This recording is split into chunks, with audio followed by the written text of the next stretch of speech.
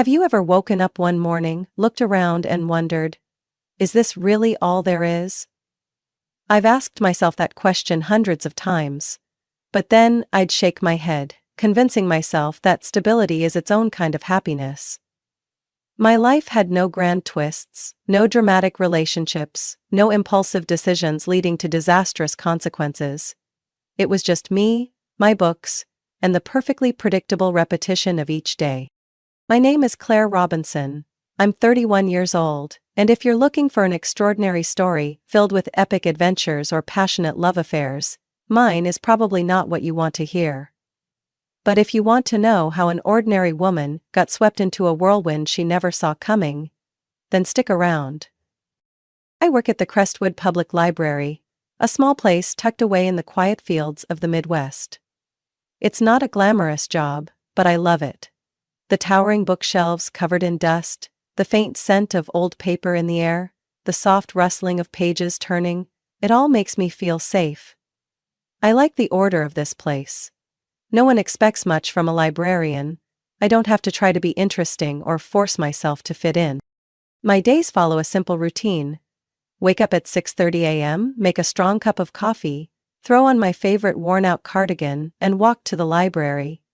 I work until 5 p.m., putting books back in their proper places, after someone has carelessly misplaced them, sometimes helping a child find their favorite storybook. Then, I return to my small third-floor apartment in an old building, the only place I truly feel I belong. Friends? I have a few, but none too close.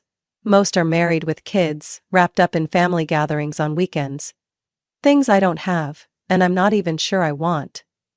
Romantic relationships? Never a priority. I've dated a few times, but no one ever had the patience to understand someone like me. And I never felt the need to change just to please someone else. I'm not lonely. At least, that's what I keep telling myself. I have books to keep me company, imaginary worlds to escape into whenever reality becomes too heavy. I don't need anything else. Or maybe, I just want to believe that. But life has a way of shaking things up, even for those who think they have everything under control. And I was about to learn that in a way I never expected. That day started like any other. I arrived at the library earlier than usual, unlocked the doors, turned on the soft yellow lights, and slowly walked through the aisles checking if any books were out of place. Everything was in its proper order, just the way I liked it. Quiet, predictable. But the silence didn't last long. Around midday, as I was focused on updating the list of new arrivals, a voice spoke from behind me. "Excuse me, could you help me find a book?" I turned around and nearly startled. Standing in front of me was a tall man, relaxed in posture but carrying an effortless confidence, the kind of confidence I wasn't used to. "What genre are you looking for?" I asked, keeping my voice as steady as always. "I'm not sure. Anything you think is worth reading." He smiled. A casual, easy smile, with a hint of playfulness, as if he was waiting to see how I would react. I narrowed my eyes slightly, wondering if this was some kind of joke. No one came to the library asking a stranger to pick out a book for them. But his gaze held no trace of amusement, just curiosity. I cleared my throat, pushing away the unexpected awkwardness bubbling inside me. "Well, do you prefer fiction or nonfiction?" "Surprise me." I nodded, took a step back, and turned toward the classic literature section. I pulled a book off the shelf and handed it to him. "Try this one." He took it, flipped through a few pages, then looked up at me, his green eyes lighting up as if he had just discovered something intriguing. "Thanks, Claire." "Thanks, Claire, I'm Jack. Jack Sullivan." Jack Sullivan. His name echoed in my mind as he walked out of the library with the book in his hand. I assumed, like most visitors, he would read it and disappear. I was wrong. The next day Jack came back. The book was great. "Got any other recommendations?" He leaned against the counter, his interest in me unmistakable. I handed him another book, then the next day, and the day after that. Jack didn't just come for the books. He came to talk. At first, our conversations revolved around literature. But gradually, they expanded. Small stories, personal interests, things that made us laugh. Jack had a way of making any topic engaging, as if he could turn even the most mundane subject into something fascinating. He carried the confidence of someone who wasn't afraid of being misunderstood. And most importantly, he listened. In a way no one ever had before. I didn't know what drew him to me, a quiet librarian with nothing special except a room full of books. But his attention never felt forced or fake. 1 week passed, then 2, then 3. I grew used to Jack's presence, to the point that, on the day he didn't show up, I found myself staring blankly at my computer screen, realizing I was waiting for him. And I wasn't sure if that was a good thing, because I had never let anyone into my life so easily before. But somehow, Jack Sullivan had. I once thought that marrying Jack was the best decision of my life. He came into it like a fresh breeze, pulling me out of the monotonous loop of my old routine. Jack made me laugh, made me feel special, and, most importantly, he listened to me.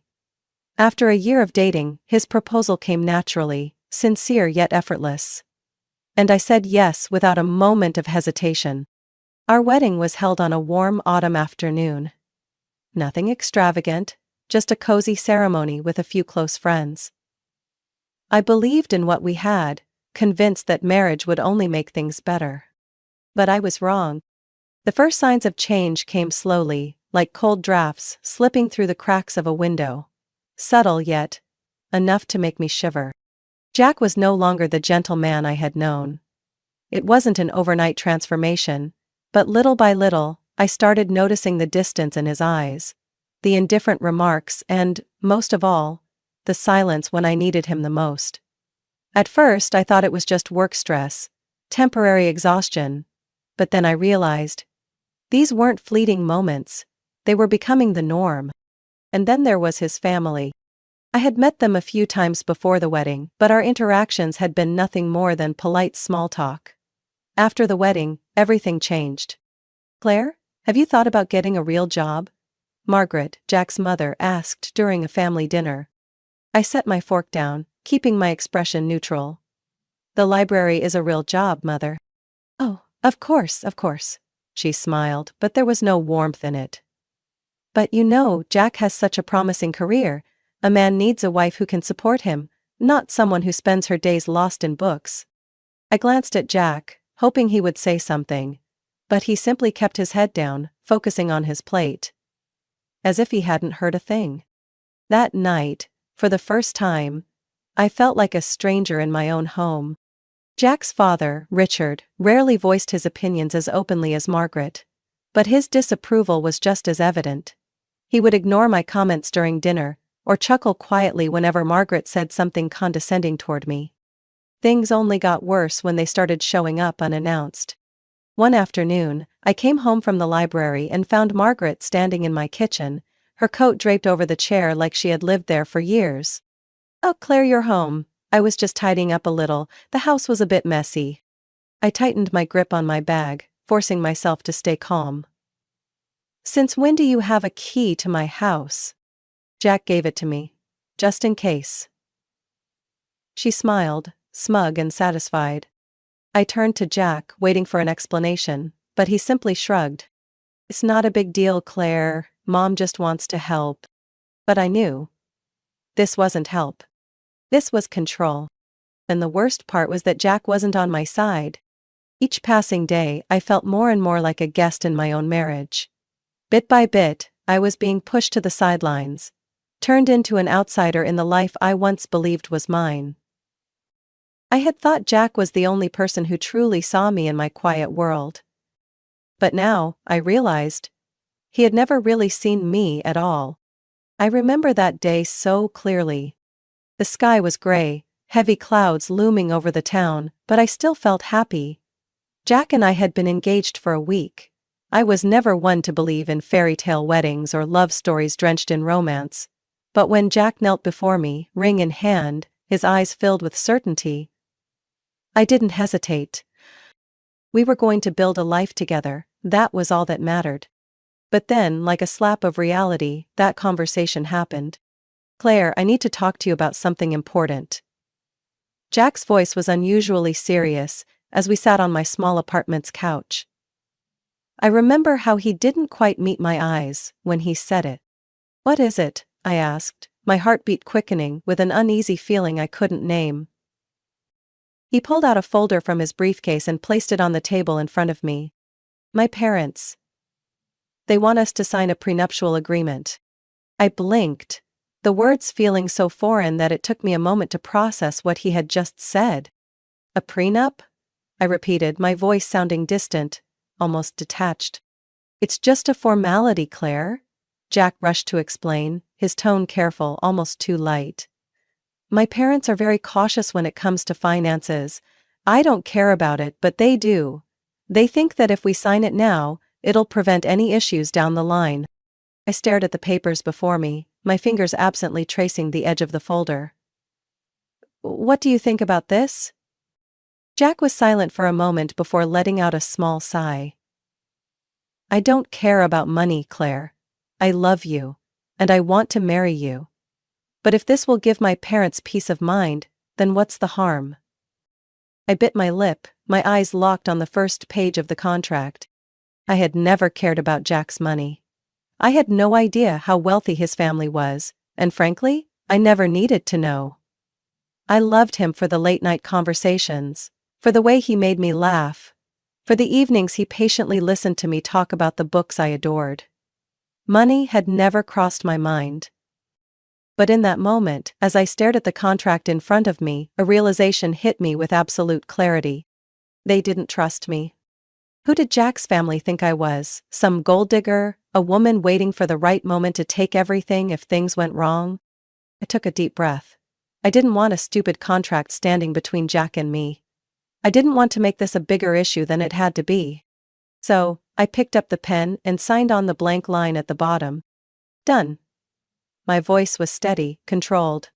Jack looked at me for a moment before reaching out, gently squeezing my hand. "Thank you, Claire. I know this wasn't easy." I gave him a small smile, but something inside me had already begun to crack. I didn't tell Jack that the moment I signed that paper, another thought had crept into my mind. If he truly loved me, if he truly trusted me, then why did we need this at all? I can't remember the last time I felt at peace. Life with Jack had become suffocating. His parents' unannounced visits, their scrutinizing stares, the subtle yet pointed remarks, they all made me feel like a stranger in my own home. Jack, who had once been my emotional anchor, had become distant.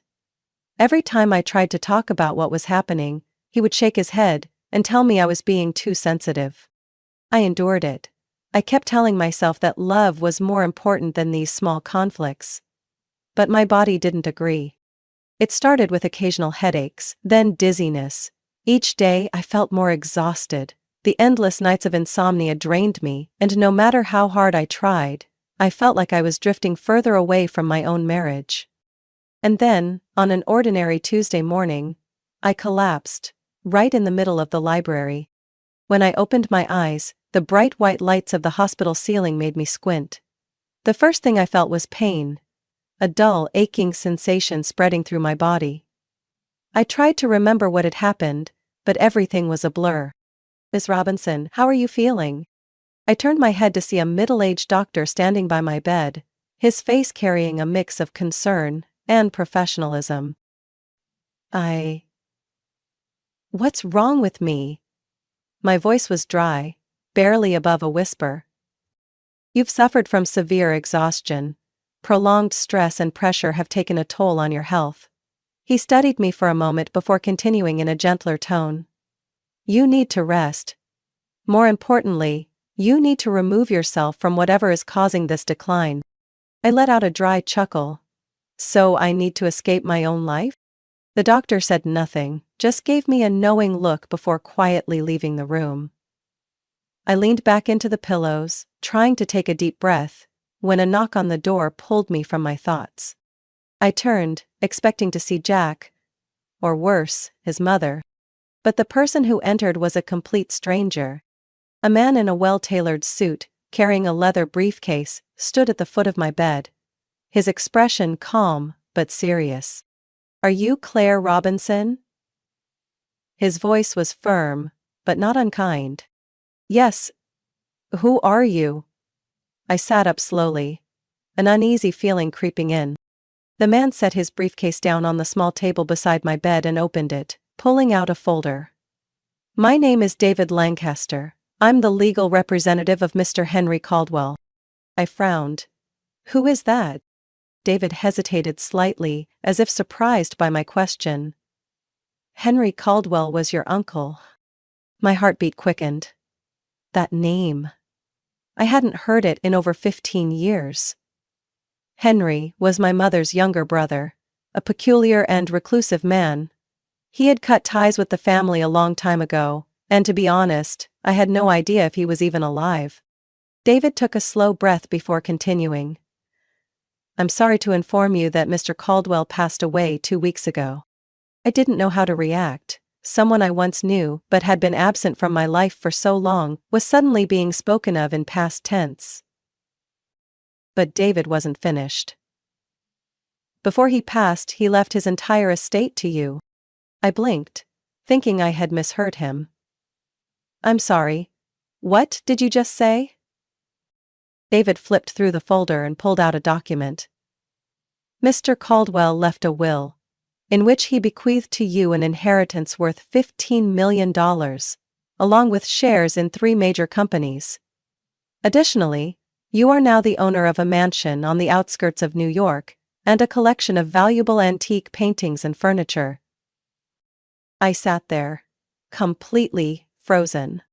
$15 million, company shares, a mansion. Was this some kind of joke? David kept talking about legal procedures, but I couldn't hear him anymore. My mind had latched onto one single thought. My life just changed. Forever. Jack arrived at the hospital the next morning. I had expected an argument, a flood of questions about my health. But no.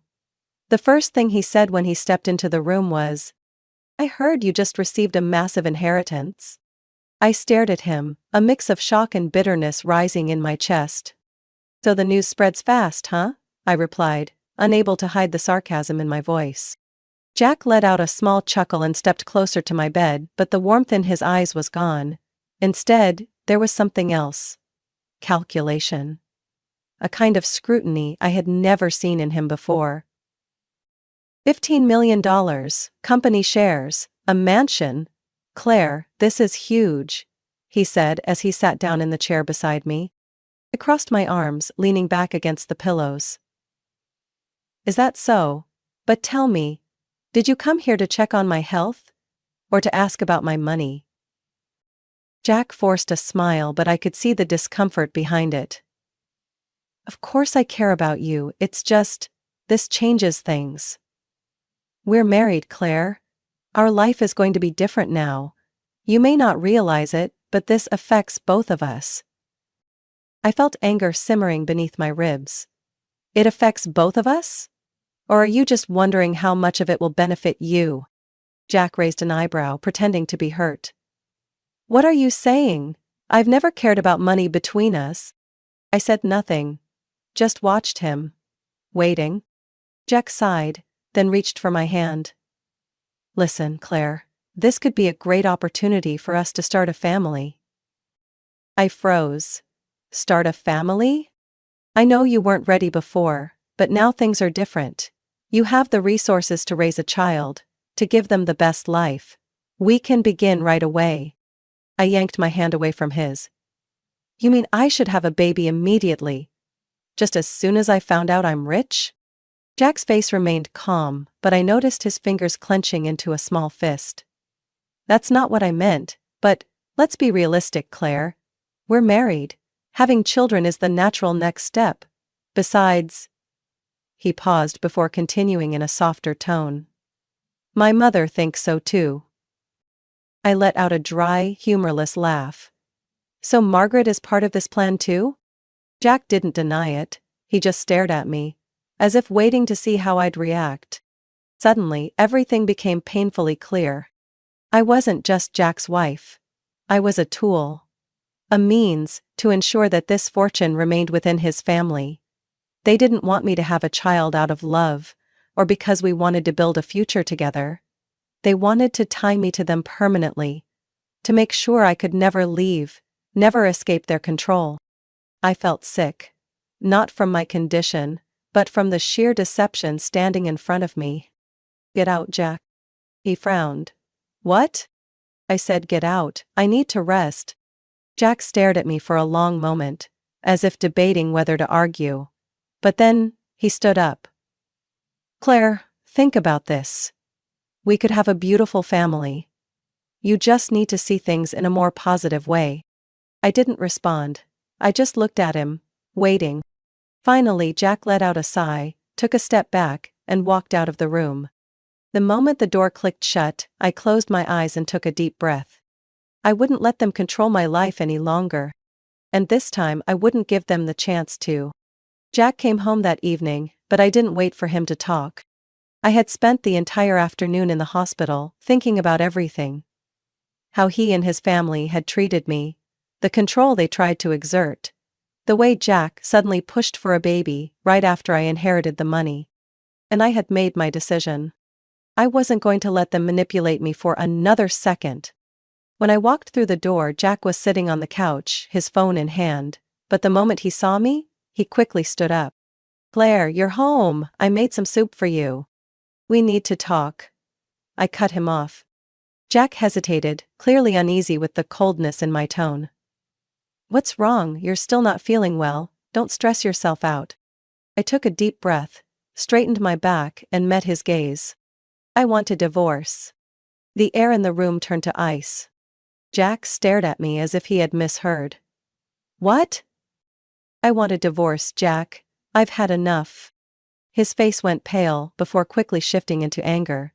"Claire, what the hell are you talking about? We've been married for less than 2 years. You can't just say you want a divorce like it's nothing." I smirked. "It's not me, Jack. It's you and your family. From the beginning I was never seen as a wife. Just a tool.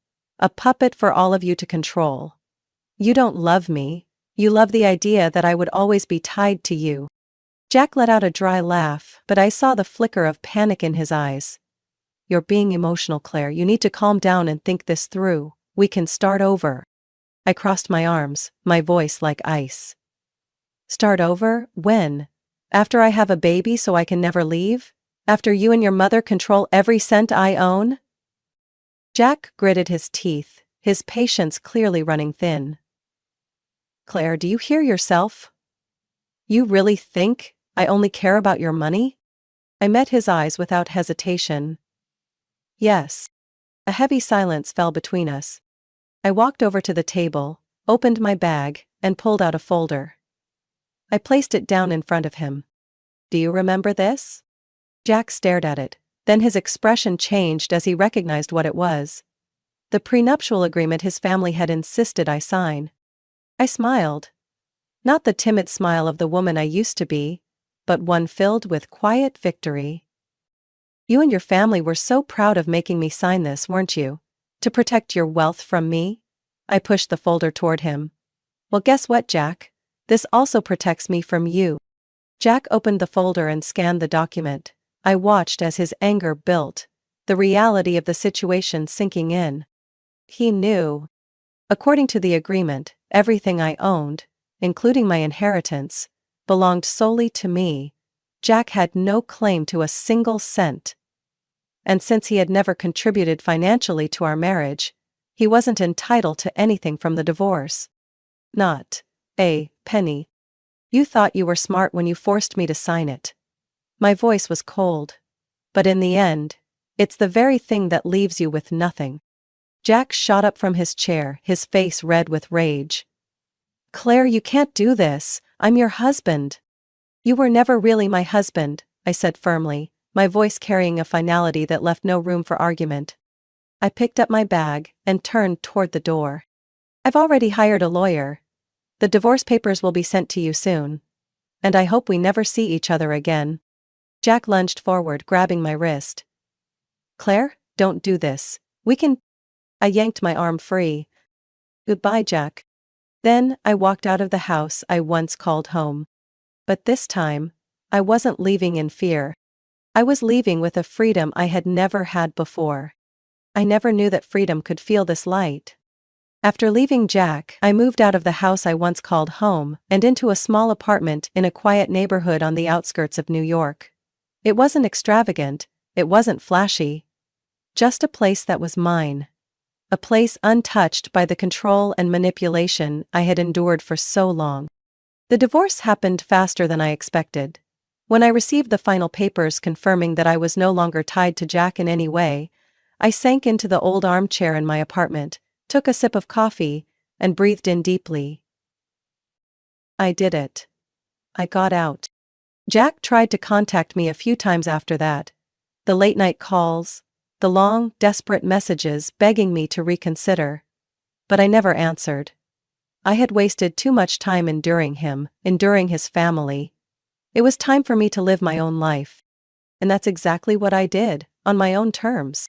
At first, I didn't know what to do with my inheritance. Suddenly, having $15 million in my bank account felt surreal. Almost unreal. But I knew one thing: I wasn't going to let it define me. I donated a portion of it to charities I believed in. Education programs, public libraries, and shelters for women escaping abusive relationships. I knew what it felt like to be trapped in a life controlled by someone else. And if I could help even one person break free, I would. The rest, I used to make a dream come true. I had always loved books. Not just because they allowed me to escape reality, but because they taught me things no one else could. And now, I had the chance to share that love with the world. I found a charming little building on a quiet street near my new neighborhood. With the help of a few architects, I transformed the space into a cozy bookstore, Robinson's Reads. Tall wooden shelves filled with both old and new books, a reading nook with armchairs and warm yellow lights for those who wanted to stay a while.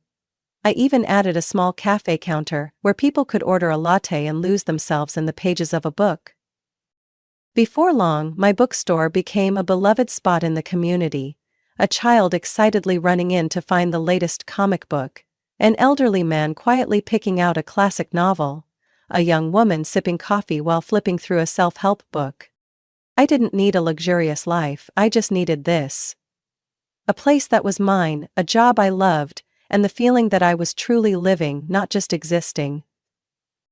One afternoon, as I was arranging a stack of newly arrived books, my phone buzzed. I glanced at the screen, and a familiar name appeared. Doug. I stared at it for a long moment before sighing and pressing decline. I didn't need to hear anything else from him. The past was behind me, and I had no intention of going back.